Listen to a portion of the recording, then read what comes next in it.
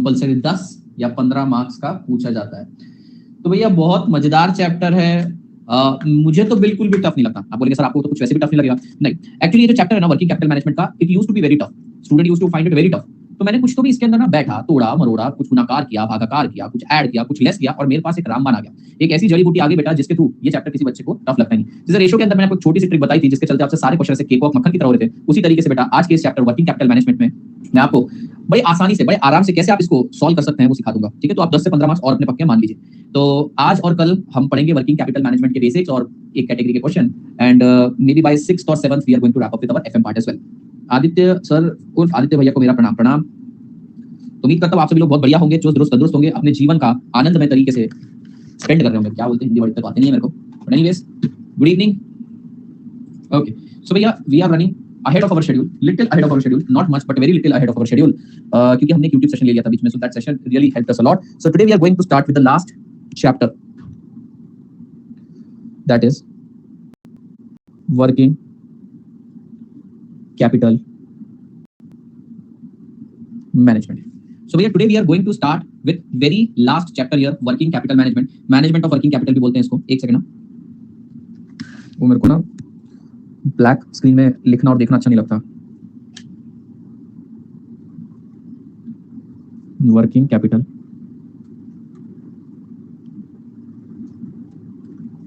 Management साथ साथ लिखने की कोई जरूरत नहीं है इसमें भी, तो समझने वाली बातें ज्यादा है। सो चलिए बेटा, इस चैप्टर के अंदर ना बेसिकली 5 यूनिट है। कितने? 5, जिसमें यूनिट नंबर 1 सुपर इंपॉर्टेंट है, फिक्स 10 मार्क्स का आता ही आता है।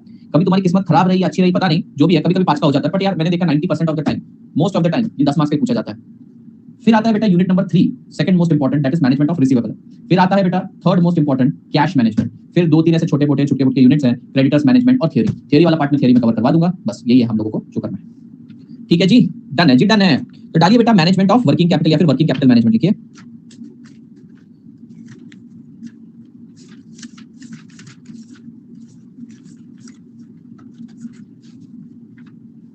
सर आपने कुछ बताया क्या अब तक? मेरा लैग था बस कि इसके अंदर क्या क्या करवाने वाले हैं वो। एफएम बहुत छोटा सब्जेक्ट है, ऐसा लग रहा है ही छोटा सा ही है जी। तो भैया working capital management, so the first question which arises in our mind, again what do you mean by working capital?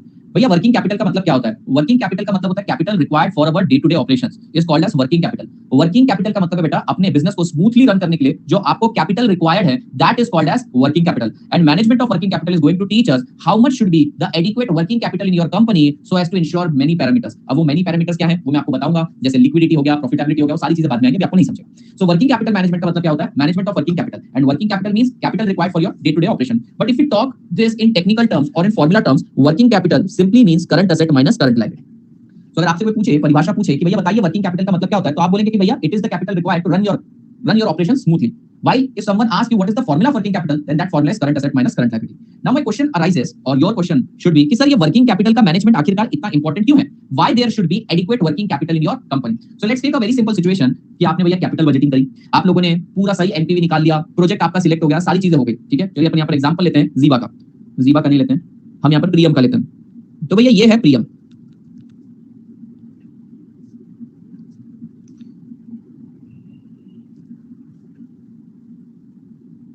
Entrepreneur of the year, ऐसे हाथ फोल्ड करके बैठा बेटा, एंटरप्रेन्योर ऑफ द ईयर। ठीक है, तो प्रियम ने एक पार्टी थ्रो करी, तुम्हारे मुंह पे पार्टी फेंक के मारी। किस चीज की पार्टी फेंक कर मारी? भैया आज इसने 100 करोड़ की इन्वेस्टमेंट करी है। हमने बोला भैया क्या करा तूने? तो बोलता है मैंने यहाँ पर एक बहुत बड़ा बॉटलिंग प्लांट बना रखा है, या फिर मैंने यहाँ पर कोई बहुत बड़ा प्लांट लगा रखा है, 100 करोड़ का हाईटेक मशीनरी है, बस आप इधर से प्लास्टिक ग्रेन्यूल्स डालो, इधर से आपको डायरेक्ट बॉटल बनके निकलती है। भैया 100 करोड़ का प्लांट मैंने डाला है, and it is also turn की प्रोजेक्ट। भैया क्लिक करो, इधर से बस आप लोग डालिए, मटेरियल, वो बनके अपने आप शेप के साथ निकल जाती है। हमने बोला वाह भैया, सब उसको कांग्रेचुलेट कर रहे, भैया बोले बहुत अच्छी मशीन लगाई, कहां से लाए? बोलता है मेड इन कोल्हापुर। लोगों को लग रहा है कुआलालंपुर, नहीं Kolhapur, made in Kolhapur machine लेकर आया। हमने बोला ठीक है कोई बात नहीं, ठीक है क्या ठीक है। तो भैया सब हमने से बातचीत करी, उसके बाद बोला भैया बहुत अच्छा लगा तुम्हारा प्रोडक्ट, बहुत अच्छा लगा, एक काम करो बॉटल बना के दिखाओ ना। तो बोलते वो तो नहीं हो सकता। हमने बोला अरे आपने 100 करोड़ का प्लांट लगाया, टर्की प्रोजेक्ट है। हम बोला वो सारी बातें सही है, पर मेरे पास पैसे ही थे 100 करोड़ रुपए और मैंने 100 करोड़ की मशीन ले ली, अभी कच्चा माल डालने का पैसा नहीं है। फिर क्या करोगे? पैसा डालने के अब इस मशीन को बेचना पड़ेगा तभी मेरे पास पैसा आएगा। अरे लेकिन ऐसा थोड़ी होगा, गलती हो गई मुझसे, गलती हो गई। देखो ना क्या बोल रहा है, गलती हो गई भाई मुझसे। मेरे को लगा कैपिटल बजटिंग करके बस लाइफ सॉर्टेड है, मैंने इनफ्लो आउटफ्लो का कंपैरिजन किया, अगर ये बॉटल बनती है तो मेरा नेट कैश फ्लो पॉजिटिव आ जाएगा, पर मेरे पास रॉ मटेरियल का पैसा नहीं है। हमने बोला तुमने वर्किंग कैपिटल का चैप्टर नहीं पढ़ा। अरे मुझे लगा 9 चैप्टर पढ़ लिए, उतने काफी थे, चैप्टर 10 पे ध्यान नहीं दिया। तो भैया बहुत इंपॉर्टेंट है वर्किंग कैपिटल को पढ़ना, खास करके इस लास्ट चैप्टर को, क्योंकि भैया बताएगा adequate amount of working capital, not just raw material, but how much should be kept in working progress, how much should be kept in debtor, how much you should borrow from the bank, सारी चीजें सिखाएंगे। तो भैया देखिए यहाँ पर चर्चा क्या है, आपने कैपिटल बजटिंग के हिसाब से प्लांट एंड मशीनरी तो अपना सेट कर दिया, कैपिटल बजटिंग के हिसाब से प्लांट एंड मशीनरी तो आपने सेट कर दिया, लेकिन भैया उसको रन करने के लिए, डे टू डे ऑपरेशन के लिए जो कैश लगेगा, जो रॉ मटेरियल लगेगा, इन शॉर्ट जो आपको करंट असेट लगेंगे, भैया उसका भी विश्लेषण करना जरूरी है। तो yes, this is all about that. Start से चालू करूं या कंटिन्यू? मेरे को नहीं लगता स्टार्ट से चालू करनी पड़ेगी, तेरे लिए बस इतना समझना योग्य है कि वर्किंग कैपिटल का मतलब होता है बेटा current asset and current liability, और टेक्निकली तो यह है definition, but actually working capital means the capital required for your day to day operation. बस इतना काफी, मैंने एक एग्जांपल दिया। चलिए, अच्छा सर, इससे हमको एक बात तो समझ में आई कि कंपनी में वर्किंग कैपिटल होना चाहिए, हाँ है ना? बहुत अच्छे प्रिय बेटा, एंटरप्रेन्योर ऑफ द ईयर। तो मैं यहाँ पर ना आपको कुछ चीजें समझा रहा हूँ, लिखवाने की जरूरत नहीं है, current asset minus current liability. तो एक बात तो समझ में कि वर्किंग कैपिटल चाहिए। दूसरा एग्जांपल लेते हैं भैया, उस दिन प्रियम ने एक सबक सीख लिया, लेकिन भैया उसका जुड़वा भाई ऋषभ को सबक नहीं सीखा।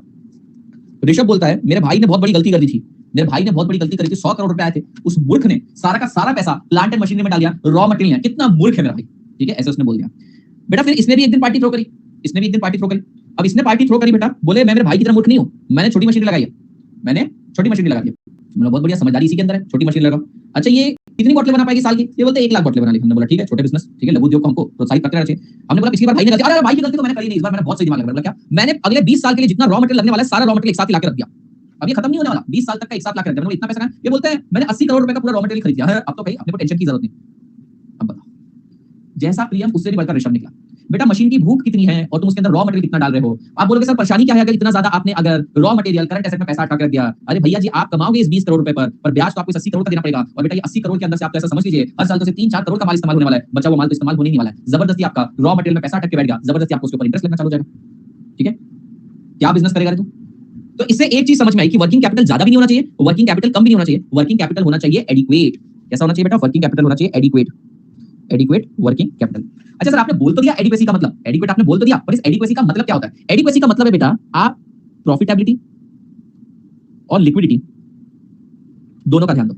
जैसे कि बेटा प्रियम ने प्रॉफिटेबिलिटी की तो चर्चा ही नहीं करी, सॉरी प्रियम ने लिक्विडिटी की चर्चा ही नहीं करी और ऋषभ ने प्रॉफिटेबिलिटी की चर्चा ही नहीं करी। भैया प्रियम ज्यादा ढक्कन निकला, ऋषभ तो ठीक है मूर्ख है, पर प्रियम ने तो बहुत ज्यादा गलतियां करी। सर प्रॉफिटेबिलिटी से मतलब, प्रॉफिटेबिलिटी से मतलब है बेटा आप जबरन 80 करोड़ का रॉ मटेरियल लेकर आ गए, आपने वर्किंग कैपिटल में जरूरत से ज्यादा पैसा अटका के रख दिया, जबरदस्ती आपको इंटरेस्ट ज्यादा लगेगा, आपका प्रॉफिट कम हो जाएगा।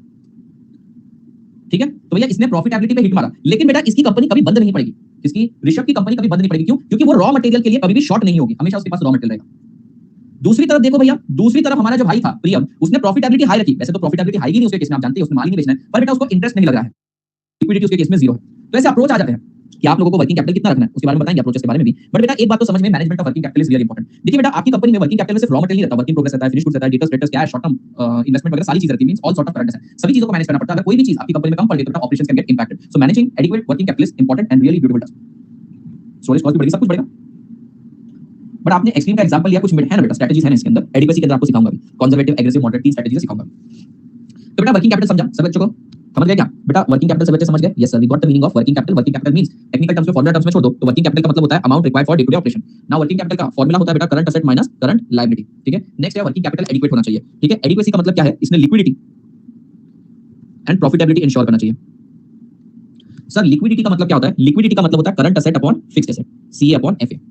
और प्रॉफिटेबिलिटी का यहां पर मतलब होता है रोटा। रोटा मतलब क्या होता है? Return on total asset is equal to EBIT divided by total asset. बोलिए यहां तक बात समझिए क्या? अभी आप ये लिख सकते हैं, लेकिन एक एग्जांपल बताता हूं, उसके बाद लिखना। लिख तो सकते हैं, मिटाऊंगा नहीं इसमें से कुछ। बट आप लोगों को कैसा वर्किंग कैपिटल रखना है? एडिक्वेट रखना है। एडिक्वेसी के अंदर हम दो पैरामीटर देखते हैं, लिक्विडिटी और प्रॉफिटेबिलिटी। आइए एक एग्जांपल के थ्रू पहले समझते हैं। Let's say EBIT in case 1, case 2, case 3 is 10 lakh, sorry 1 lakh. EBIT बेटा इस कंपनी में करंट एसेट है 2,50,000, 2 लाख, 1,50,000। बेटा इस कंपनी में फिक्स्ड एसेट है 2,50,000 पे। कुछ समझाऊंगा इससे, ठीक है? आइए अब हम इन कंपनी को समझने की कोशिश करते हैं, इन तीनों कंपनी को समझने की कोशिश करते हैं। बेटा पहली वाली कंपनी देखो क्या बोल रही है, पहली वाली कंपनी बोलती है मेरा ईबीआईटी है 1 लाख रुपए। ठीक है, मैंने करंट एसेट में पैसा लगा रखा है 2.5 लाख और फिक्स्ड एसेट में 2.5 लाख। अच्छा तीनों कंपनीज के अंदर डिफरेंस किस चीज में? सिर्फ और सिर्फ करंट एसेट में। बेटा ये जो कंपनी जिसने ज्यादा वर्किंग कैपिटल रखा है बेटा ये है कंजर्वेटिव, ये है कंजर्वेटिव। कंजर्वेटिव यानी कि ऋषभ, कंजर्वेटिव यानी कि ऋषभ भैया बहुत ज्यादा वर्किंग कैपिटल पर रखेंगे, कभी स्टॉक आउट का रिस्क नहीं। और ये लास्ट वाला कौन है? जिगरा। जिगरा मतलब बेटा अग्रेसिव, ये एग्रेसिव है बेटा। ये बोलता है कम वर्किंग कैपिटल में भी काम चला लूंगा। अब आप बोलेंगे सर कम वर्किंग कैपिटल में तो कंपनी बंद हो जाएगी। नहीं बंद होगी बेटा, अगर वर्किंग कैपिटल कम डाल रहे हो, अगर आपका वर्किंग कैपिटल कम है तो आपको रोलिंग फास्ट करनी पड़ेगी। देखो बेटा ऋषभ को या फिर ये वाले कंजर्वेटिव केस में रोलिंग फास्ट की जरूरत नहीं है, आपको इमीडिएटली कैश की जरूरत नहीं पड़ेगी, लेकिन एग्रेसिव अप्रोच में आपको बेटा बार-बार फटाफट सेल्फ रियलाइजेशन करके डालना पड़ेगा। और ये है बेटा मॉडरेट अप्रोच। जब मैं यहाँ पर लिख रहा हूँ 2.5 लाख रुपए का वर्किंग कैपिटल, इसका मतलब ये नहीं कि 2.5 लाख रुपए का ही वर्किंग कैपिटल लगेगा कंपनी में। कंपनी में at a point of time 2.5 lakh का वर्किंग कैपिटल होना चाहिए। इसका मतलब ये है बेटा 1.5 लाख का बोलने का मतलब नहीं कि 1.5 लाख में काम हो जाएगा। मैं ये बोल रहा हूं भैया 1.5 लाख डालें, ये खर्च हो गया, तुरंत आपके पास पैसे आ जाने चाहिए ताकि आप तुरंत रीइन्वेस्ट करो, तुरंत वापस पैसे आ जाने चाहिए ताकि आप तुरंत रीइन्वेस्ट करो। ठीक है जी। जैसे मान लेते हैं बेटा ये है iPhone 12 या 13 जिसकी बैटरी बहुत स्ट्रांग है। ठीक है, आपको ना 10 घंटे बैटरी चलानी है तो इसको कम चार्ज करना पड़ता है। ठीक है, आपको एक ही बार 10 घंटे चार्ज करना पड़ता है लेट्स से। लेकिन इस केस में आपको क्या करना पड़ेगा, आपको इसको 5-5 घंटे चार्ज करना पड़ेगा। दो बार 5 घंटे में फुल चार्ज हो गई, फिर से चार्ज करना पड़ेगा। यानी कि बात एक ही है, दोनों को फाइनली यूसेज, फाइनल अमाउंट उतना ही लगने वाला है कंपनी के अंदर, लेकिन भैया कितने पैसे में काम हो जाएगा। दूसरा एग्जांपल लेते हैं बेटा, कुछ लोग ना कम पैसे में भी बड़ा बिजनेस कर लेते हैं। कैसे? आपने टर्म सुना है बिजनेस में रोटेशन और रोलिंग के बारे में कि भैया मैं बिजनेस में पैसा डालूंगा, इमीडिएटली से कैश में कन्वर्ट कर दूंगा, इमीडिएटली इसको रीइन्वेस्ट करूंगा। और कुछ लोग क्या करते हैं, बड़ा पैसा डालते हैं, वेट करते रहो, बड़ा पैसा उनके पास आता है। ठीक है, लेकिन iPhone 13 जहर है, मस्त है। iPhone 13 को 2 दिन में भी एक बार चार्ज नहीं करना पड़ता। 12 तक तो बकवास ही था। तो बेटा आप समझिए, ये मत सोचना कि इसका 2.5 लाख में काम हो रहा है, इसका 1.5 लाख में काम हो रहा है, ऐसा नहीं है। कहने का मतलब ये है कि भैया ये 2.5 लाख रुपए एक बार में इंट्रोड्यूस कर रहा है, ये 1.5 लाख रुपए एक बार में इंट्रोड्यूस कर रहा है। अगर मान लो इनको कुल मिला के 20 लाख रुपए की जरूरत है या फिर 30 लाख की जरूरत है, 30 लाख की, तो भैया 30 लाख डिवाइडेड बाय 2,50,000, इसको 12 बार रोटेशन करना पड़ेगा, इसको 20 बार रोटेशन करना पड़ेगा। क्या आपको बात समझ में? इसको फास्ट साइकिल चलानी पड़ेगी। पैसे की रिक्वायरमेंट तो फिक्स है। अरे आपको समझे क्या, मेरी बात समझे आप? पैसे की रिक्वायरमेंट इज फिक्स, लेकिन कितना पैसा डाल के आप काम चला रहे हो उसकी बात कर रहे हैं। दूसरा एग्जांपल लेते हैं, शायद आपको अच्छे समझ में। बेटा लेट्स से ये आग है, अभी आग को बुझाने के लिए बेटा 20 लीटर पानी लगेगा। एक बंदा क्या कर सकता है, 5-5 लीटर पानी 4 बार डाल दे। दूसरा बंदा ये कर सकता है कि भैया 1-1 लीटर पानी 20 बार डाल दे। रिक्वायरमेंट तो उतनी ही है, कंपनी को टोटल पैसे की रिक्वायरमेंट उतनी ही रहेगी, पर ये बेटा कम पैसे में रिस्क लेकर काम चला रहा है और ये ज्यादा पैसे लगा रहा है। तो आप बोलेंगे रिस्क काहे को लेने का, वही तो प्रूव करके बताना है, ये रिस्क क्यों लेना, क्यों नहीं लेना। अच्छा चलिए बेटा, हम ना पहले प्रॉफिटेबिलिटी चेक करते हैं। प्रॉफिटेबिलिटी चेक करने के लिए रोटा निकालना पड़ेगा, रिटर्न ऑन टोटल एसेट। बताइए रिटर्न ऑन टोटल एसेट कितना आ जाएगा, 1 lakh divided bye 5 lakh, 1 lakh divided bye 4,50,000 और 1 लाख डिवाइडेड बाय 4 लाख। 20%, 25%, 22.22%। और बेटा प्रॉफिटेबिलिटी तो निकाल ली, लिक्विडिटी के लिए CA/FA करेंगे। CA/FA कितना आ रहा है बेटा 1, CA/FA कितना आ रहा है 0.8, CA/FA कितना आ रहा है 0.6। तो देखना बेटा, ये बंदा जिसने ज्यादा वर्किंग कैपिटल रखा था, आप जरा ध्यान देना, उसकी लिक्विडिटी हाई है कंपेयर टू अदर, बट बेटा उसकी प्रॉफिटेबिलिटी हिट हो गई। सर इसकी प्रॉफिटेबिलिटी आखिरकार हिट क्यों हुई? बेटा इसको हाई इंटरेस्ट पे करना पड़ेगा। सर इसको हाई इंटरेस्ट पे करना पड़ेगा क्योंकि इसने वर्किंग कैपिटल में ज्यादा पैसा लगा रखा है, ज्यादा अपॉर्चुनिटी कॉस्ट है, ज्यादा इंटरेस्ट कॉस्ट है। But on the other hand if you see aggressive one, बेटा ये प्रॉफिट तो ज्यादा कमाएगा पर इसकी लिक्विडिटी बहुत कम है, मतलब कभी भी स्टॉक या ये क्या बोलते हैं लॉकआउट के चांसेस हो सकते हैं। वही एग्रेसिव वाला क्या करता है बेटा, ये अपने पास मॉडरेट रिस्क भी रखता है, मॉडरेट प्रॉफिट भी कमाता है। तो ये अप्रोच है। अब इसमें कोई थंब रूल नहीं है कि भैया मॉडरेट पर ही जाना। बात ये है कि अगर आप कोई एक चीज एक्स्ट्रा गेन करने की कोशिश करोगे तो उसकी कॉस्ट भी आएगी, अगर आप कुछ एक्स्ट्रा गेन करने की कोशिश करोगे तो उसकी कॉस्ट भी आएगी। तो आपको क्या करना है, बैलेंस ऑफ करना है, ट्रेड ऑफ करके चलना है।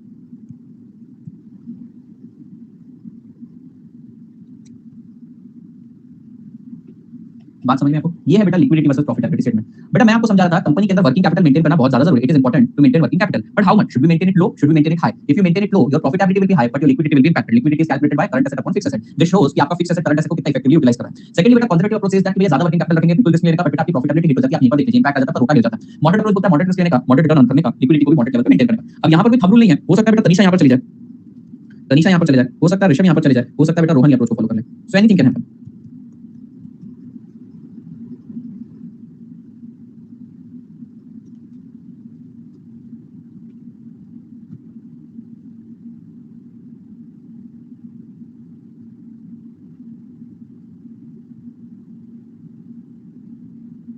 आप लिख सकते हैं। क्लियर है, क्लियर है, क्लियर है।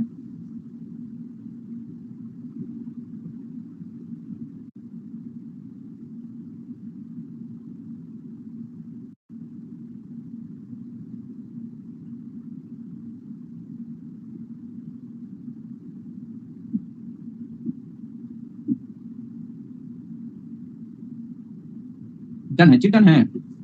चलिए हो गया।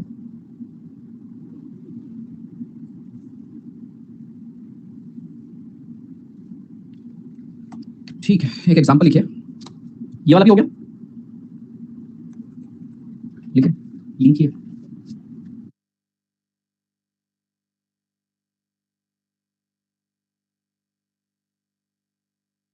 इंडियन इंजीनियर ने प्लेन बनाया, उससे पूरा यूरोप घूम रहा है, मैं तो मेरे घर कैसे भरोसा कर सकते हो? अच्छा चलो आपको कुछ दिखाना ना,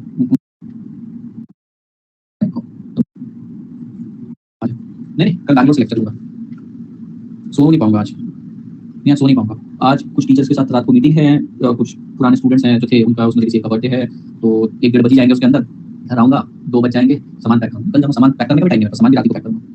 हाँ थर्सडे कल मैं ट्रैवल कर रहा हूँ सुबह, लेकिन दोपहर और शाम को क्लास ले रहा हूँ। मैं कल उल्टा 8 घंटे क्लास ले रहा हूँ। 4 दिन की छुट्टी है। पिछले हफ्ते कितने दिन क्लास हुई थी तुम्हारी? सब एग्जैक्टली। तो ये 7 दिन तो क्लास ले ही रहा हूँ, तो उस हिसाब से 4 की हो गई। तुम्हारा ही बेटा, सभी तुम्हारा ही है, तो इंस्टीट्यूट तुम्हारी सगी नहीं है ना। 1.5 घंटे में विंडो सीट के लिए मैं 1 रुपया नहीं देता एक्स्ट्रा। लिख लिया बेटा तुमने? चलिए विंडो सीट मिल जानी चाहिए ऐसी रैंडम। सुबह सुबह मेरे को नहीं लगता बैंगलोर की फ्लाइट में एशिया में ज्यादा लोग होंगे, गॉड नोस। एक तो प्लेन में सीट बदलने में डर लगता है, ऐसा बस में अपन ने सीट बुक करी है, कोई दूसरी अच्छी सीट खाली वाले के बैठ सकते क्या ही बोलेगा। यहाँ पर तो सुंदर कन्या बेइज्जती कर देगी, सर सीट पे जाके please get back to your seat. अरे प्लेन में तो इतना एम्बैरेसमेंट होता है कि वॉशरूम जाने में भी मेरे जैसा आदमी तो इतना है कि वॉशरूम भी नहीं जाता है बार-बार, भाई बीच में बैठी इसको क्या उठाना पता नहीं कौन सा वो इंसान। अरे बस के अंदर तो भैया आदमी को कितना भी हिलने के लिए बोल दो उसको ऊपर वो तो ऊपर लटक जाता है। यहाँ पर सब मेरे दिमाग क्या है। अरे भाई एनएसपी के लिए आप बैठ सकते हैं, एनएसपी करने के लिए आप बैठ सकते हैं। मैं 6000 थोड़ी खर्चा करूंगा नए सुप्राप्ति के लिए। चलिए क्वेश्चन लिखिए, आइडेंटिफाई बैठ सकते हैं। मैं 6000 थोड़ी खर्चा करूंगा, आप बैठ सकते हैं, एनएसपी करने के लिए आप बैठ सकते हैं। मैं 6000 थोड़ी खर्चा करूंगा नए सुप्राप्ति के लिए। चलिए क्वेश्चन लिखिए, identify aggressive, moderate and conservative firms based on working capital oblique CA. Particular. Also find liquidity, profitability, and rank them. Particular. Firm A, firm B, firm C. Current asset 7 lakh, 10 lakh, 12 lakh. Fixed asset 50 lakh, 50 lakh, 50 lakh. EBIT 6 lakhs, 6 lakhs, 6 lakhs. Liquidity, rank, profitability, rank, approach. बस आपको इतना fill करना है। अच्छा नए सुख प्राप्ति के लिए एनएसपी के लिए सब्सक्रिप्शन ले लिया है, हम बोले पढ़ाई गए तो छोड़े सब। अच्छा जी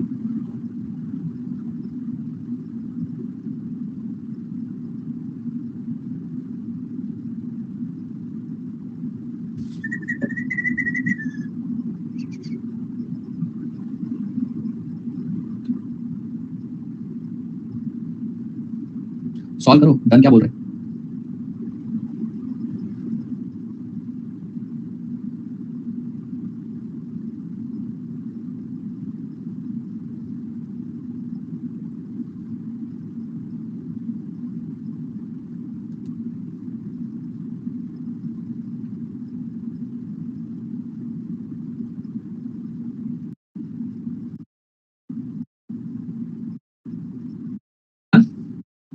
प्लेन का मतलब अच्छा। अभी भी तुम ऊंट पर बैठ के वापस आई, हमको तुम आती हुई नजर नहीं आई, तुम पानी में तैरती। वही अभी भी क्या करती तुम अमन मियां? बेटा देखिए कौन सी कंपनी अग्रेसिव है, ये कंपनी एग्रेसिव है, ठीक है, ये मॉडरेट है। सर रैंक एंड अप्रोच नहीं समझा, ये कंजर्वेटिव है, समझे? विनीत नेक्स्ट लिक्विडिटी निकालनी है। लिक्विडिटी के लिए क्या करेंगे भैया? CA upon FA 7 divided by 50 0.14 0.2 and 0.24। तो भैया लिक्विडिटी के हिसाब से रैंक इसका 1 है, इसका 2 है और इसका 3 है। प्रॉफिटेबिलिटी का मतलब रोटा 6 डिवाइडेड बाय 57 10.52%, 17.85%। हाँ?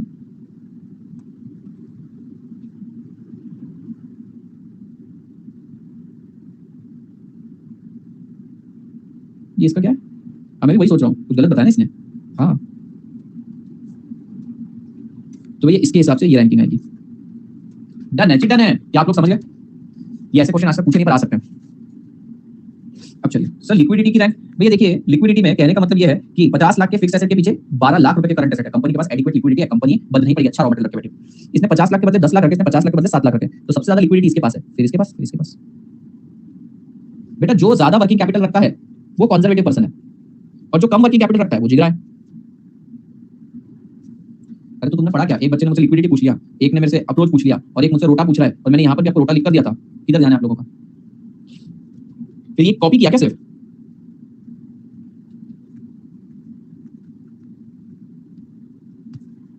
फिर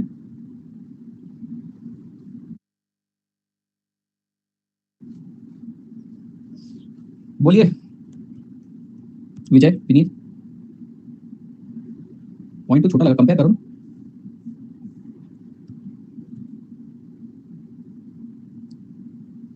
हाँ हो गया क्या, तुम्हारे डाउट खत्म हो गए सारे? तो ऐसा क्वेश्चन इंस्टीट्यूट कभी भी सरप्राइज सरप्राइज बोल के डाल सकते हैं। चलिए, methods methods of calculating adequate working capital. पहला अप्रोच है वर्किंग कैपिटल साइकिल, जिसको बेटा कैश साइकिल अप्रोच भी बोला जाता है, जिसको ऑपरेटिंग साइकिल अप्रोच, ये तीनों नाम से जाना जाता है। और दूसरा है कंपोनेंट बेस्ड। लिखिए, मैं तब तक चाय पी लेता हूँ।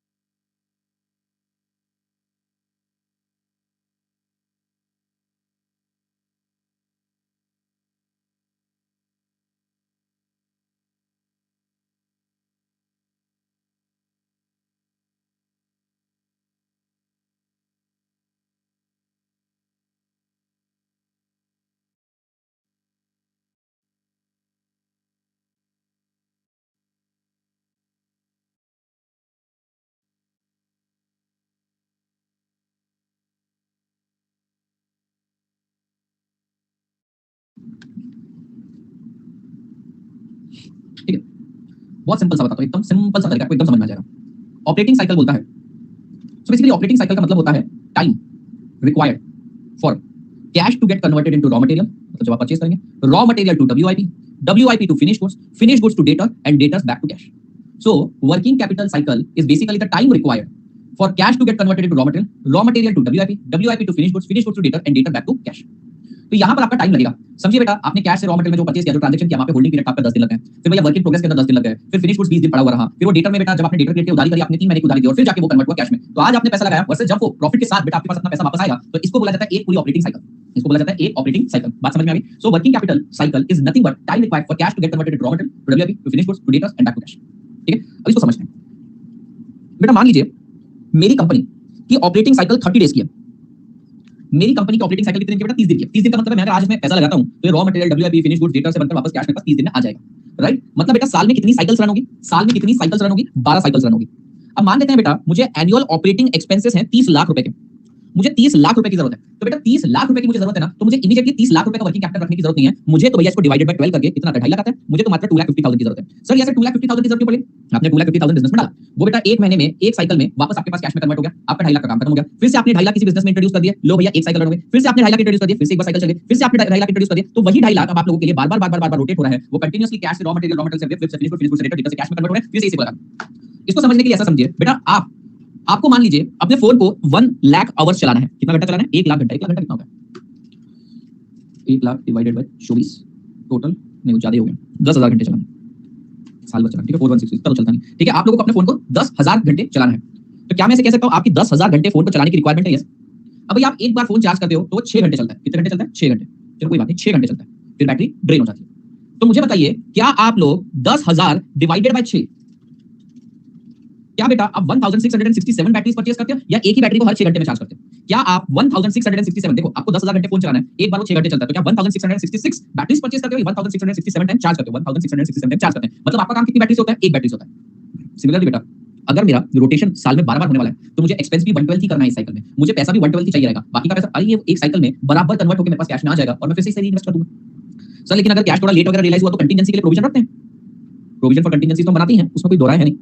क्या कोई बात समझ में आई बेटा? पहले तो ये कैसे ऑपरेटिंग साइकिल कैलकुलेट करते हो, सारी चीजें क्लियर लेंगे, बाद में देखते हैं। मैं ये बता रहा हूं आपको वर्किंग कैपिटल कितना रखना है। तो आप लोग क्या बोलेंगे? भैया मुझे 50 लाख रुपए का खर्चा करना है साल में और मेरी साल में 20 साइकिल्स रोटेट होगी, 20 साइकिल्स रोटेट होगी, तो क्या मेरा काम 2,50,000 रुपीस में हो जाएगा? ठीक है, पहले 2,50,000 डालूंगा, वो वापस आ जाएंगे, इसी को डाल दूंगा, वापस आ जाएंगे, तो यही पैसे को बार बार यूज करूंगा।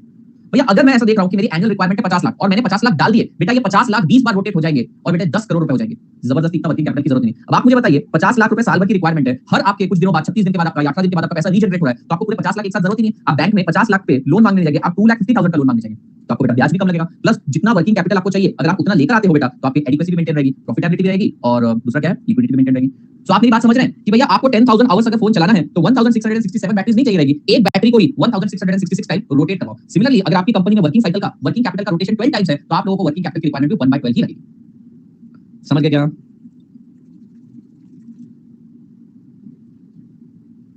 तो ऑपरेटिंग साइकिल कैसे निकालते हो तो मैं सिखाऊंगा।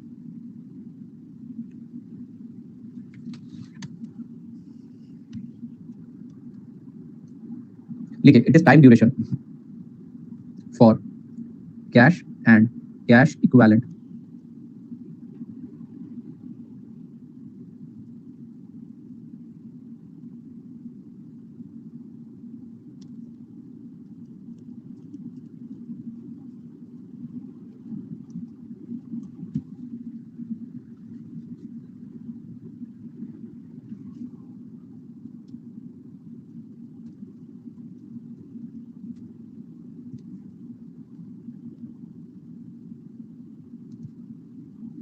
ये फॉर्मूला किसका है सर? ये ऑपरेटिंग साइकिल का। ऑपरेटिंग साइकिल डेज में भी हो सकता है, मंथ में भी हो सकता है, वीक में भी हो सकता है। Days, weeks, months.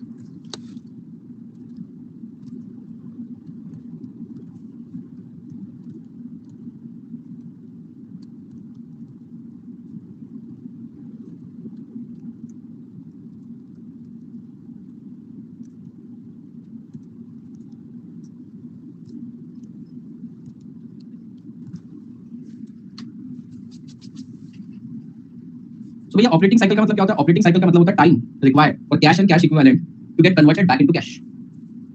फॉर्मूला क्या है ऑपरेटिंग साइकिल का? ऑपरेटिंग साइकिल का फॉर्मूला है R plus W plus F plus D minus C, that is raw material holding period plus WIP holding period plus finished good holding period plus debtors holding period minus creditors holding period. Sir creditors holding period क्यों? आपने यहाँ पर creditors holding period क्यों less किया? दो तीन logic है इसको समझने के। पहला, हम यहाँ पे सारे करंट एसेट के होल्डिंग पीरियड ऐड कर रहे हैं तो करंट लायबिलिटी का होल्डिंग पीरियड लेस करना बनता है, ठीक है, नेट वर्किंग कैपिटल पता चल जाएगा, पहली चीज। दूसरी चीज बेटा, raw material WIP finished goods debtor, बेटा इसमें आपका पैसा अटका रहता है। अपने रॉ मटेरियल है आपके पास तो उसके अंदर भी आपने कहीं ना कहीं से बोरो किया होगा पैसा, या तो आपका ही पैसा लगेगा तो अपॉर्चुनिटी कॉस्ट बेटा वो पैसा अटका है आपका उसमें। WIP में भी अटका रहता है, फिनिश्ड गुड्स स्टॉक में भी अटका है, डेटर्स में जब तक रियलाइज नहीं होता तब तक आपका पैसा अटका हुआ है, तो इस पे लगे कॉस्ट। वेयरएस बेटा क्रेडिटर्स के केस में आपने खुद उधारी रखी है, आपने किसी और का पैसा अटका रखा है बेटा, आपने बिजनेस को क्रेडिट पे चला रहे हो। This is good in sense, क्यों? क्योंकि इसमें आपका कोई पैसा नहीं अटका, स्टिल यू आर वर्किंग, आपके पास रॉ मटेरियल आ गया किसी और के पैसे पे, just creditors are standing there बेटा, लेकिन आपका कुछ भी पैसा नहीं अटका उसके अंदर,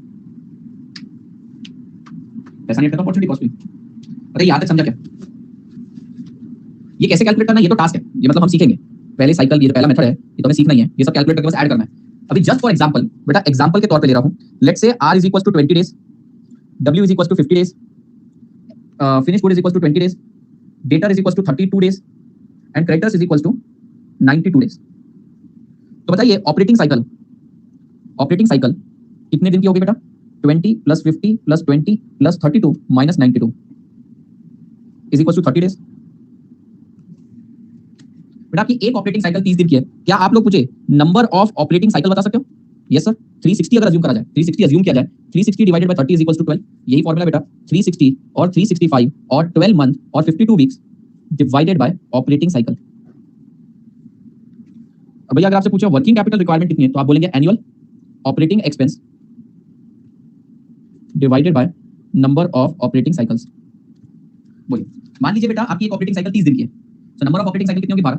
अज्यूम करते हैं कि आपको साल भर में पैसे की जरूरत है डे टू डे ऑपरेशन के लिए 12 लाख की, 12 साइकिल मूव होगी बेटा, 1 लाख में काम हो जाएगा। यहाँ एक अजम्पशन भी है, अजम्पशन ये है कि एक्सपेंसेस इवनली स्प्रेड आउट है, मतलब ये वहां पे वर्क नहीं करेगा मेथड जहां पे आपको डे वन पे 12 लाख रुपए डालने की जरूरत है, पूरे साल भर कुछ डालने की जरूरत है, वहां पर नहीं चलेगा। ये वहां पर चलेगा बेटा जहां पर एक्सपेंसेस भी इवनली स्प्रेड है, सब मंथ में सेम है, ठीक है। तो ये तरीका है बेटा। तो कुल मिला के आपको बोलेंगे वर्किंग कैपिटल रिक्वायरमेंट निकालो, तो आप क्या करेंगे बेटा? वर्क एनुअल ऑपरेटिंग एक्सपेंस लेंगे divided by number of cycle. Number of cycle कैसे निकलेगा? 360 और 365, 52 और 12 month divided by operating cycle days के अंदर जो भी रहेगा। अब ये निकालने के लिए बेटा हमको ये फॉर्मूला लगाना पड़ेगा, कौन सा? R plus W plus F, R plus W plus F plus D minus C। अच्छा, ये निकालने के लिए मुझे पता होना चाहिए डेज मंथ वगैरह कैसे निकालते हैं, अब ये सीखना है। मतलब अगर मैं ये सीख गया तो साइकिल निकालूंगा, नंबर ऑफ साइकिल निकालूंगा, रिक्वायरमेंट निकालूंगा। बोलिए, तो सीखना तो ये है। 2 मिनट शांति से सोचो कि अपन कहां पर है और क्या कर रहे हैं, ठीक है। हमें वर्किंग कैपिटल रिक्वायरमेंट निकालने यानी annual operating expenses divided by number of operating cycle. Number of operating cycle एक साल में कितनी होगी पता करने के लिए मेरे को ये तो पता करना पड़ेगा कि एक साइकिल कितने की, और एक साइकिल पता करने के लिए फॉर्मूला लगाना पड़ेगा, और फॉर्मूले के लिए सभी का होल्डिंग पीरियड, होल्डिंग डेज निकालना पड़ेगा। तो सोचिए हम कर क्या रहे हैं, स्टार्टिंग से लेकर अब तक मैंने जो पढ़ाया है लिखाया है, देखिए उसको। नहीं ईओक्यू जैसा नहीं है, बिल्कुल अलग है, ईओक्यू तो बिल्कुल अलग है। ईओक्यू तो ऑर्डरिंग कॉस्ट और कैरिंग कॉस्ट की कहानी है।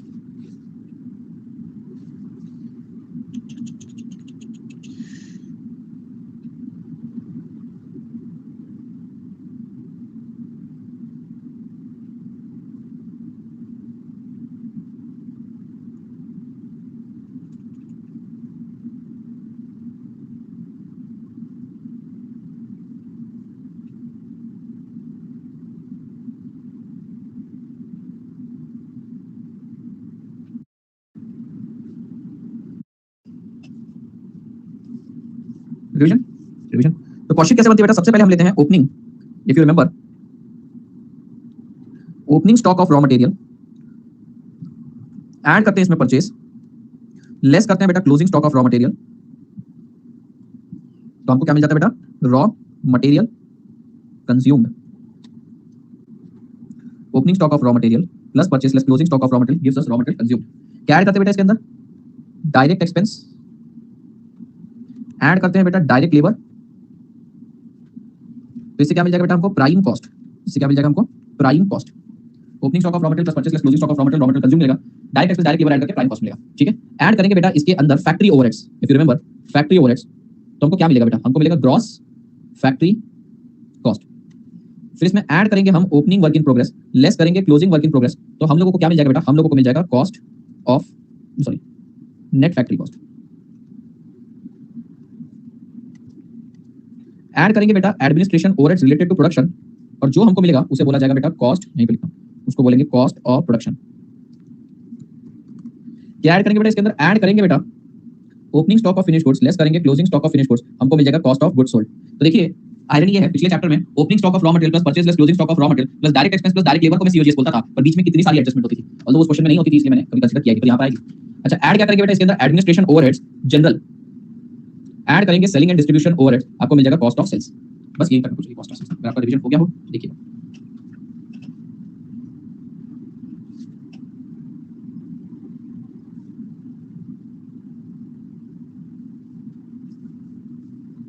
Opening stock of raw material plus purchase less closing stock of raw material consume. Sir ये क्यों पढ़ा है? समझ में आ जाएगा, समझ में आ जाएगा। आइए सर, ये अधूरा बीच में से जोड़, बस इतना ही छोड़ दो और आगे बढ़ो। कैलकुलेशन ऑफ, कैलकुलेशन, सर ये अधूरा बीच में से जोड़, सर ये क्यों पढ़ा है? समझ में आ जाएगा।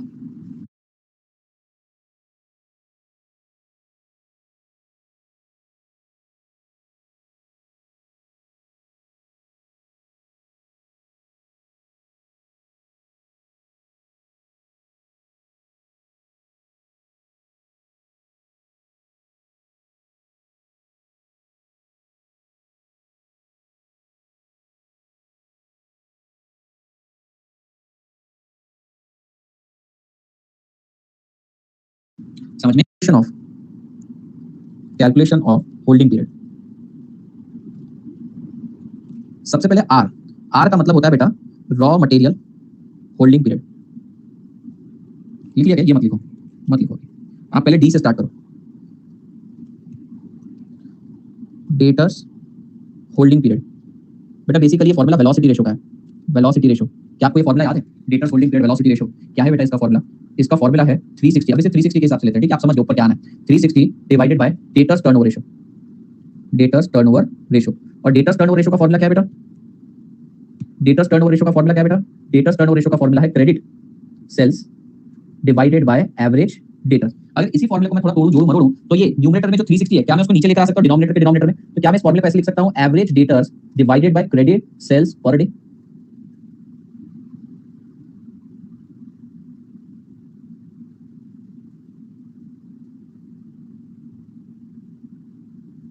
क्या ये वाला फॉर्मूला आपको आता है ऑलरेडी? एक बार वापस से सर, एक बार वापस से, एक बार वापस से बिना लिखे तुम लिखो, राइट?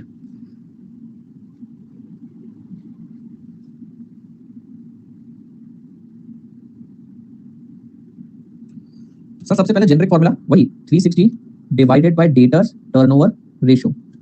दूसरा 360 divided by credit sales divided by average debtors. इसको भी ऐसे भी लिख सकते हैं, average debtors divided by credit sales per day. ठीक है जी। अच्छा, क्या आपको क्रेडिटर होल्डिंग पीरियड निकालना आ जाएगा यही तरीके से? यही सेम लाइन पे? हाँ जी सर आ जाएगा। 360 divided by credit, creditor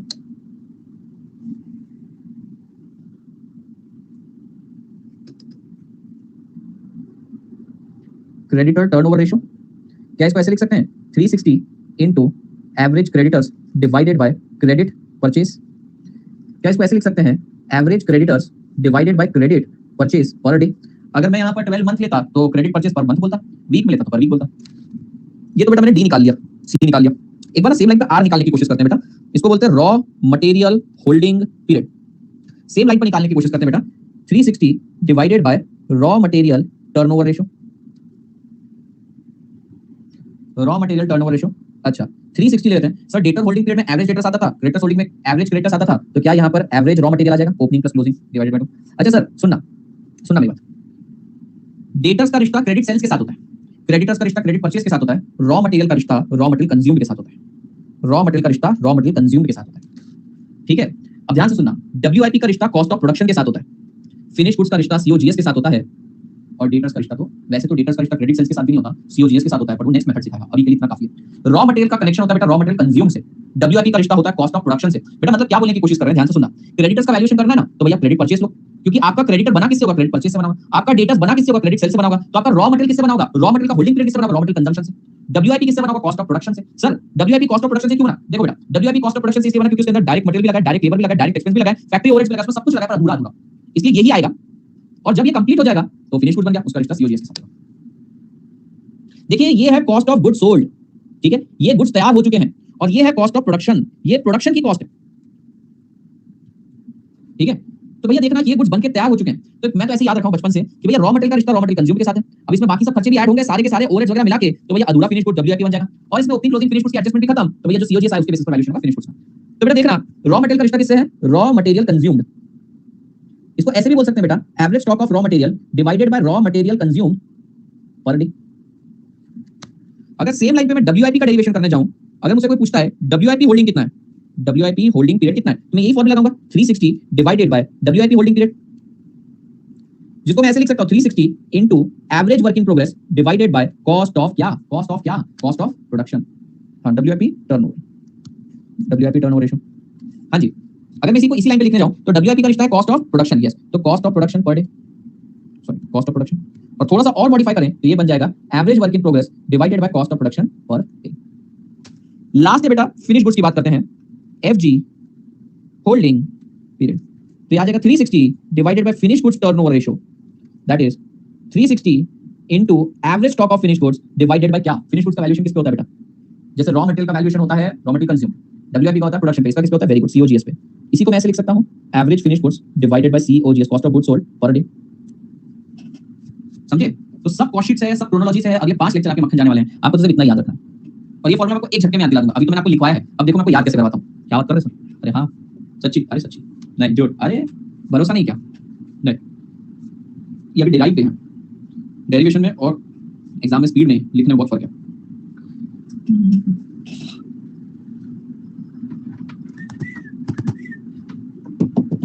done है जी, डन है।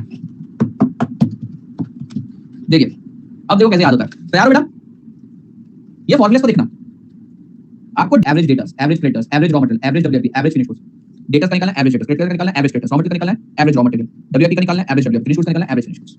तो जरा ध्यान देना कितना फास्ट करेंगे अपन, R W F D C, ऊपर क्या आएगा बेटा, एवरेज, एवरेज किसका sir, average stock of raw material, average stock of WIP, average stock of finish goods, average debtors, average creditors. अच्छा बेटा रॉ मटेरियल का रिश्ता किसके साथ है, raw material consumed per day, WIP का रिश्ता है sir cost of production per day, finish goods का रिश्ता सीओजीएस पर डे, डेटर्स का रिश्ता क्रेडिट सेल्स पर डे, और क्रेडिटर्स का रिश्ता क्रेडिट परचेज पर डे। हो गया फॉर्मूला याद, अप्रोच खत्म, 2 क्वेश्चन सॉल्व करेंगे, खत्म। Practice set on your own, TI करके देखो, अब कॉस्ट शीट का रेलेवेंस समझ में आ रहा है।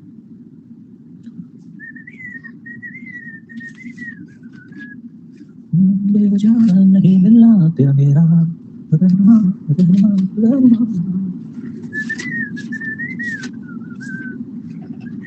एक बार तो प्रैक्टिस करके देखो, मतलब हम लोग क्या करेंगे बेटा, हम निकालेंगे R plus W plus F plus D minus C, समझे, ये आ गया 60 डेज, तो हम बोलेंगे ऑपरेटिंग साइकिल साल में होगी 6, साल भर में रिक्वायरमेंट कितनी, ऑपरेटिंग एक्सपेंसेस कितने लगने वाले, let's say 30 lakh divided by 6 करेंगे, बैंक के सामने जाके खड़े हो जाएंगे, बोलेंगे 5 लाख आ जाएगा, खत्म। क्या बात कर रहे सर, मैंने बोला हर बार क्या बात कर रहे, सही तो बोल रहा हूं, अरे वो यकीन नहीं होता ना भैया, अब यकीन तो करना पड़ेगा।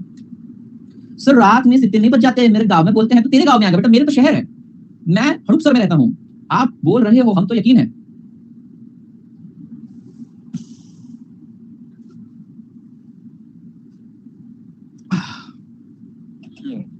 एक मिनट ब्रेक ले लो, म्यूट करो विजय, हाँ म्यूट करो बेटा, गाना गा रहा है बच्चों के लिए। एक तो हिमेश रे छमिया का एक गाना याद आया मेरे को, अच्छा गाना बेचारे का, अरे हिमेश रे छमिया रहनुमा, बहुत अच्छा गाना है, सुनना कभी, बेवजह नहीं मिलना तेरा मेरा। अच्छा सुनोगे, मेरे पास उसका छोटू सा क्लिप है, सुनाता हूँ तुमको। मैं बहुत सारे गाने सेव करके रखता हूँ, सुनता हूँ आराम से।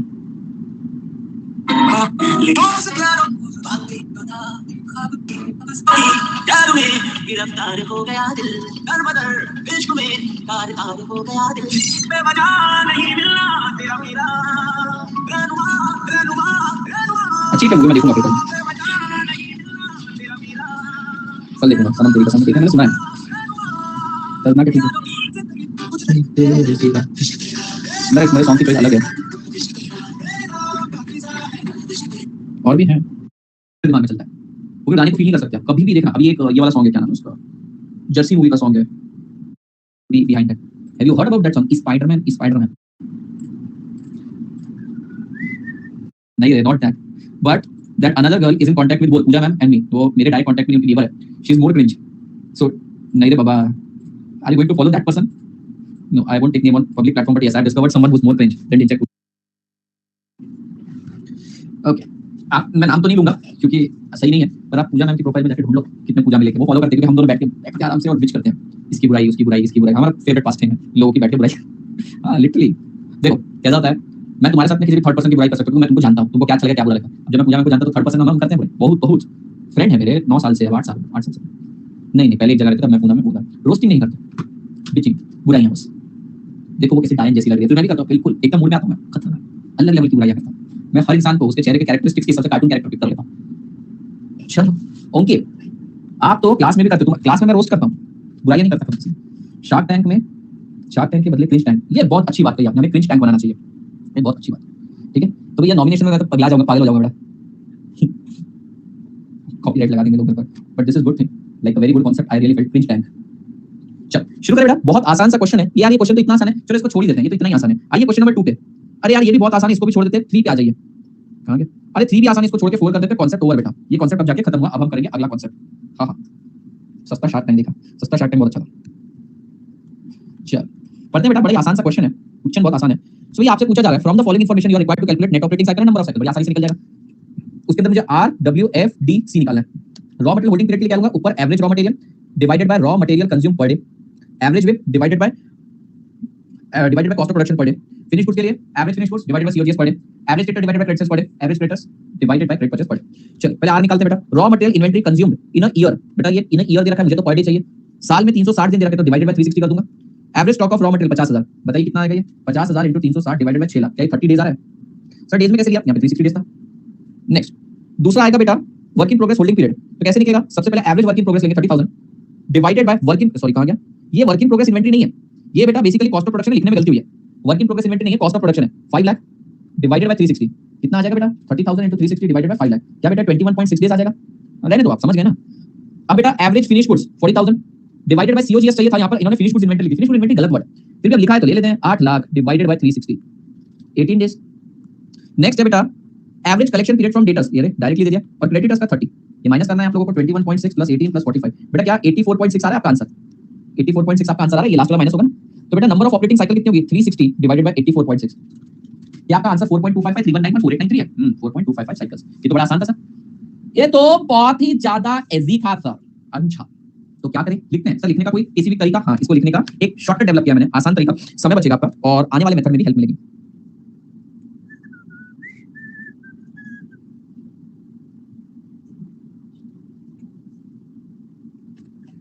Statement showing calculation of operating cycle particular working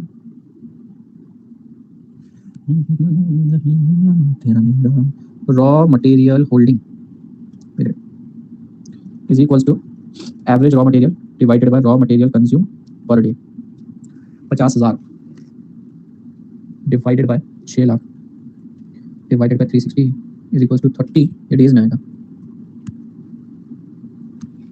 दूसरा क्या है बेटा, WIP holding period is equals to average work in progress divided by cost of production per day, 5,30,000। Sir आप तो शॉर्टकट बताने वाले थे, शॉर्टकट ही बता रहा हूँ, प्रेजेंटेशन में समझदारी होगी वैसा शॉर्टकट है। अब इससे ज्यादा क्या शॉर्टकट है, क्या निकाल रहे वो नहीं लिखोगे क्या, फॉर्मूला नहीं लिखोगे क्या, वर्किंग नहीं लिखोगे क्या, प्रेजेंटेशन से आपसे कुछ छूटेगा नहीं। मैंने इस चैप्टर में ना थोड़े से प्रेजेंटेशन पे फोकस किया है और आपको ऑटोमेटिकली इनकॉर्पोरेट करवा दूंगा मैं आंसर में। Finish goods holding period.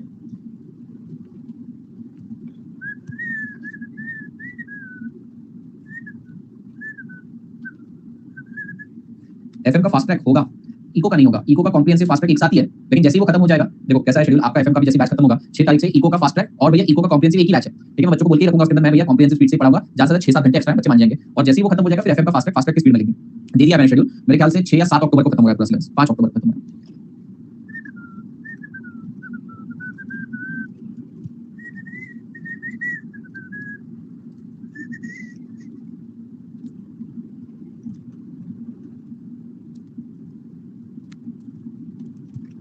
विजय म्यूट कर लो। 5 अक्टूबर। अबे फास्ट ट्रैक तो लेट ही खत्म होगा ना, अभी कॉम्प्रिहेंसिव चालू है, तो फास्ट ट्रैक का तुम सोच भी क्यों रहे हो? हाँ जी, एफएम का फास्ट ट्रैक तो तभी खत्म होगा ना बेटा, कॉम्प्रिहेंसिव भी तुम लोगों का अगस्त एंड में कंप्लीट हो रहा है, तो सितंबर तो पूरा लगेगा ना फास्ट ट्रैक, और 6 अक्टूबर क्या गिन रहे हो, तो लगेगा। अरे इको नहीं भैया, मैंने आपको बोला 6 तारीख को आप लोगों का स्टार्ट हो जाएगा इको, और वो 31 अगस्त तक खत्म हो जाएगा। 31 अगस्त तक खत्म हो जाएगा, उसके बाद एफएम का फास्ट ट्रैक चालू होगा। तो कैसा है, FM comprehensive plus eco comprehensive plus FM fast track, ऐसे 2 प्रोडक्ट बन रहे हैं, एक ये कॉम्प्रिहेंसिव वाले और फास्ट ट्रैक वाले ये देख रहे हैं। ये जो है ये खत्म हो जाएगा आपका 31 अगस्त तक, और ये वाला खत्म हो जाएगा 6 अक्टूबर तक।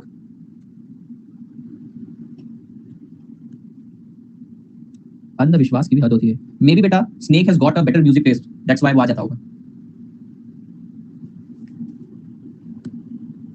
84.6 है बेटे, 84.6। Therefore, number of operating cycle is equals to 360 divided by operating cycle 4.255। बोलिए, और डन है जी, डन है, हो गया जी, हो गया।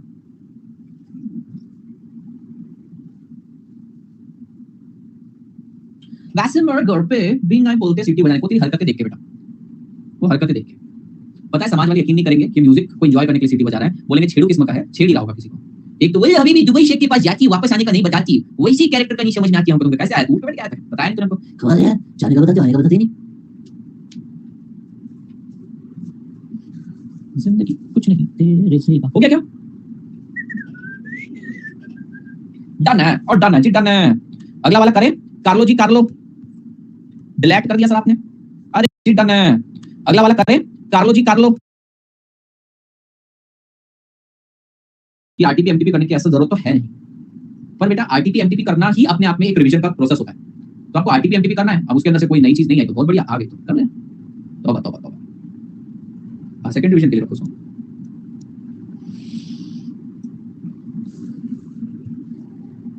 चलिए बेटा, the following information is forecasted from CS limited for year ended 31 March 2010।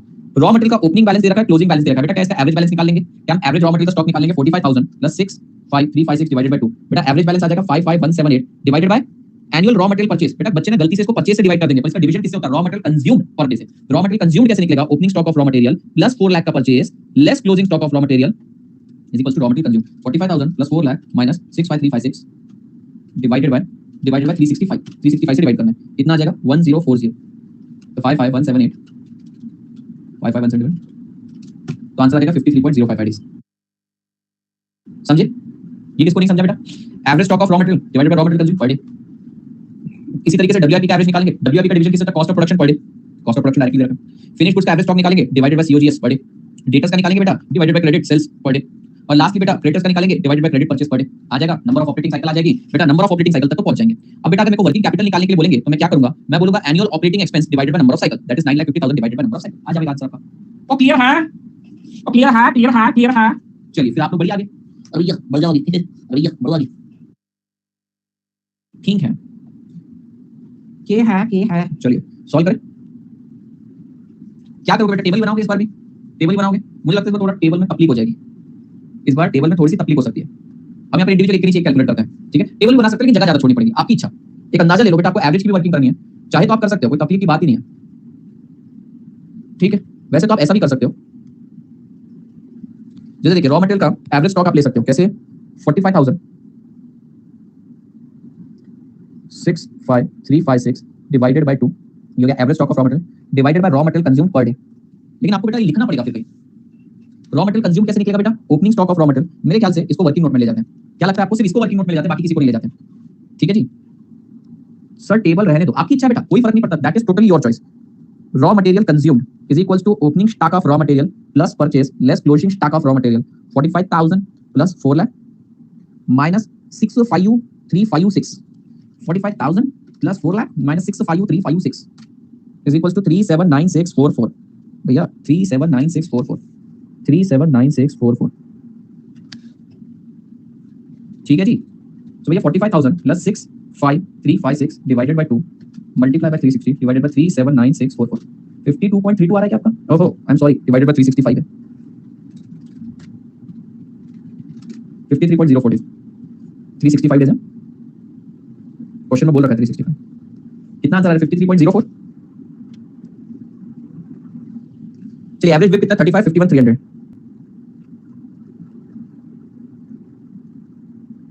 Cost of production दे रखा है 7,50,000।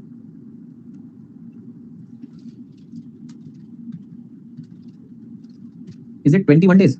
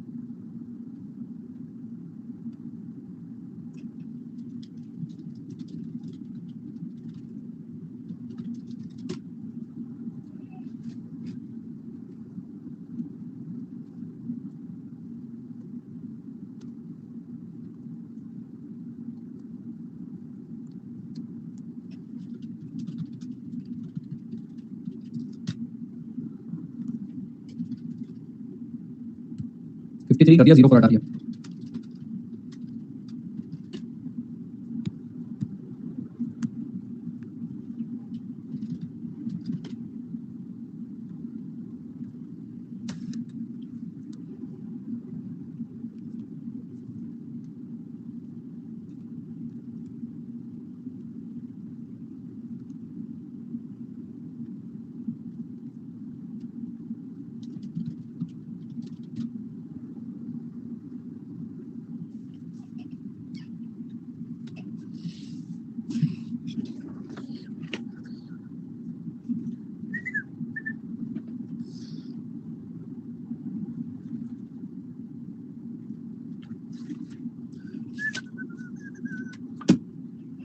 कितना लगा मेरा सवाल?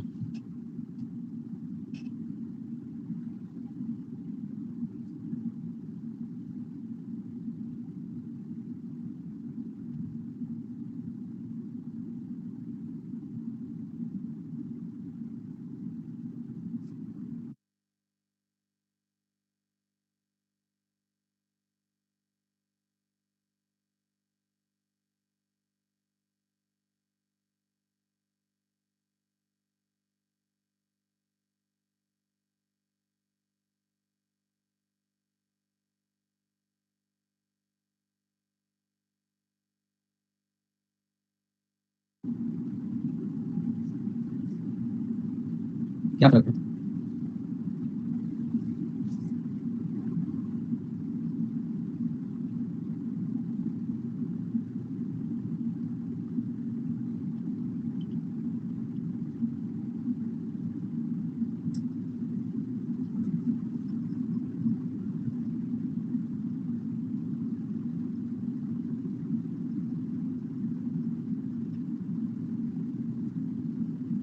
थर्ड कैसे करा बेटा? क्रेडिट सेल्स दे रखी है ना आपको, सॉरी फिनिश गुड्स में दे तो रखा है 9,15,000 सब सेम आ रहा है, गलत क्या है? थर्ड कैसे करा मतलब? बेटा फॉर्मूला लिखा था वर्किंग कैपिटल रिक्वायरमेंट का, अरे sorry annual annual operating expense, annual operating expense 9,50,000, I am sorry. अभी टाइम की चर्चा नहीं करते, तेरे पास बहुत टाइम है। चलिए अगले क्वेश्चन पे आए बेटा, तेरे पास काफी समय बेटा, नो वरी नो टेंशन। चलिए 5 मिनट में एक क्वेश्चन रपा रप निपटाना है। सर निपटेगा? अरे बड़ी आसानी से निपटेगा,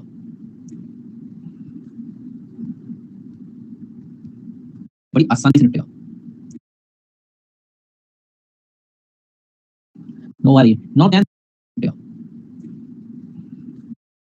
ठीक है जी, यहाँ ध्यान दीजिए, the following information is provided by DPS limited. Raw material storage period are 55 दे रखा है, डब्ल्यूआईपी 18 दे रखा है, फिनिश गुड्स 22 दे रखा है, डेट कलेक्शन पीरियड 45 दे रखा है और क्रेडिटर कलेक्शन पीरियड सी दे रखा है। Oh my the lovely Jesus, 55। अरे भैया आपका वर्किंग कैपिटल साइकिल क्या कितने दिन की? 80 दिन की हो गई बेटा, ठीक है। Annual operating cost including depreciation is 21 lakh. अब जरा ध्यान से सुनना, annual operating cost divided by number of cycle करते हैं बेटा हम? बोलो हाँ या ना। Annual operating cycle divided by number. अब देखो बेटा, कंपनी के पास लिबर्टी है, या तो वो फुल कॉस्ट पर ले डेप्रिसिएशन को इंक्लूड करके, या तो डेप्रिसिएशन को एक्सक्लूड करके करे। अब सवाल ये आता है कि सर डेप्रिसिएशन को आपने बोला था गंदी निगाहों से नहीं देखना, बुरा नहीं समझना डेप्रिसिएशन को, तो आप डेप्रिसिएशन को इग्नोर क्यों कर रहे हैं? बराबर है सर, डेप्रिसिएशन को इंक्लूड करके टोटल वाला अप्रोच इज परफेक्ट, पर इसको एक्सक्लूड क्यों कर रहे हो? मतलब अगर यहाँ पर इन्होंने बोला भैया टोटल पे निकालो तो 21 लाख पे करेंगे, और अगर बात नहीं भैया 80 लाख 90,000 पे निकालना तो वो भी करके दिखा देंगे, ऐसा भेदभाव क्यों डेप्रिसिएशन के साथ? सुनिए बेटा, वर्किंग कैपिटल क्या है? Working capital is the amount required for day to day operation. बेटा depreciation is although your expenditure, but ये आपके डे टू डे खर्चे के लिए रिक्वायर्ड थोड़ी है। अब ये डेप्रिसिएशन के नाम के पैसे बोल रहे हैं, हाँ भैया डेप्रिसिएशन के नाम के पैसे देने पड़ेंगे किसी थर्ड पार्टी वेंडर को, नहीं, उसके लिए तो आपने पेमेंट ऑलरेडी कर रखा है। होल्ड करिएगा बेटा, 2 मिनट होल्ड करना।